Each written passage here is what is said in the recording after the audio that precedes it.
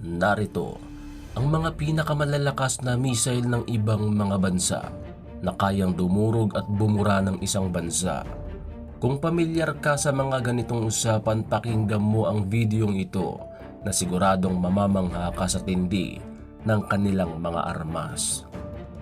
Bago natin ito ipagpatuloy, kung nais mo ng mga usapin na medyo may kaunting aral na pangdagdag sa iyong kaalaman, mangyaring sundan ang channel na ito sa pamamagitan ng pag-subscribe.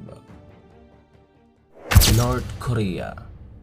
Ang pinakamalakas na missile ng North Korea ay ang Hwasong-15, isang intercontinental ballistic missile o ICBM na may saklaw na humigit kumulang 13,000 kilometers.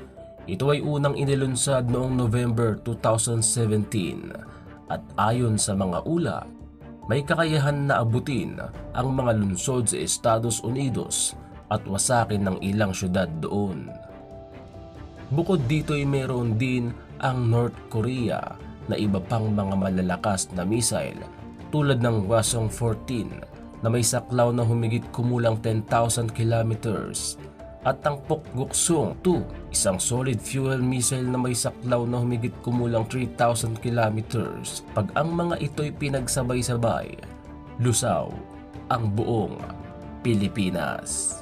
Mahalaga lang nabanggitin na ang mga paglungsad ng missile ng North Korea ay nakababahala sa international community at ayon sa mga resolusyon ng United Nations, ang mga paglungsad ng missile ay ipinagbabawal. Subalit matigas ang ulo ni Kim Jong-un dahil madalas itong mag-missile test. Russia. Ang pinakamalakas na missile ng Russia ay ang RS-28 Sarmat. Isa itong intercontinental ballistic missile na may saklaw na mahigit kumulang 18,000 kilometers. Ito ay tinatawag na Satan II. Pangalan pa lang, di ba? At ayon sa mga ulat, may kakayahan itong magdala ng hanggang 15 nuclear warhead sa iba't ibang target.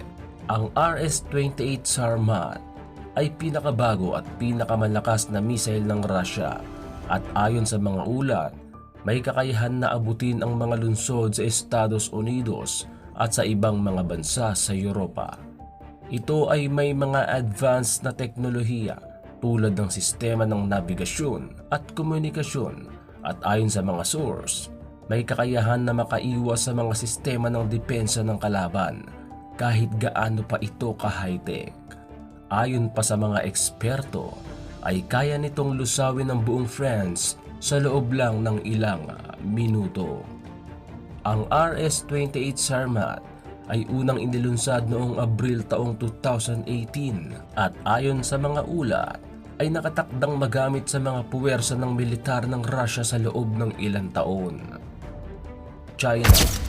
Ang pinakamalakas na missile ng China ay ang Dongfeng-41, isang intercontinental ballistic missile na may saklaw na humigit kumulang 15,000 kilometers. Ito ay tinatawag na Chang'an-41 at ayon sa mga ulat, may kakayahan na magkarga ng hanggang 10 nuclear warhead sa ibang mga target. Ang Dongfeng-41 ay pinakabago at pinakamalakas na missile ng China at ayon sa mga ulat, may kakayahan na abutin ang mga lungsod ng Estados Unidos at iba pang mga bansa sa Europa. Ito ay may mga advanced technology tulad ng mga system navigation at communication at ayon sa mga ulat, may kakayahan na makaiwas sa mga system defense ng kalaban. Ang Dongfeng-41 ay unang inilunsad noong 2013 at ayon sa mga ulat ay nakatakdang magamit sa mga puwersa ng militar ng China sa loob ng ilang taon. Walang ipagtatapat ang Pilipinas sa missile na ito. Sa sobrang lakas nito, kaya nitong wasakin ng isang syudad natin o buong Quezon City. Subalit ipinagbabawal pa rin ito ng United Nations.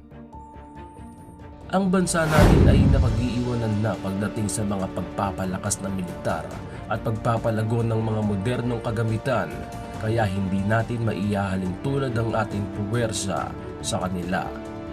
Tandaan na ang bawat bagay sa mundo ay may paliwanag, nakaraan man o kasalukuyan. Kung bubuksan mo ang iyong isipan, ay mamamangha ka sa mga bagay na may misteryosong paliwanag. At ang kasagutan sa bawat tanong ay may maliwanag na sagot, subalit maliban ito sa iyong pangunawa. Ito nga pala ang Untold History,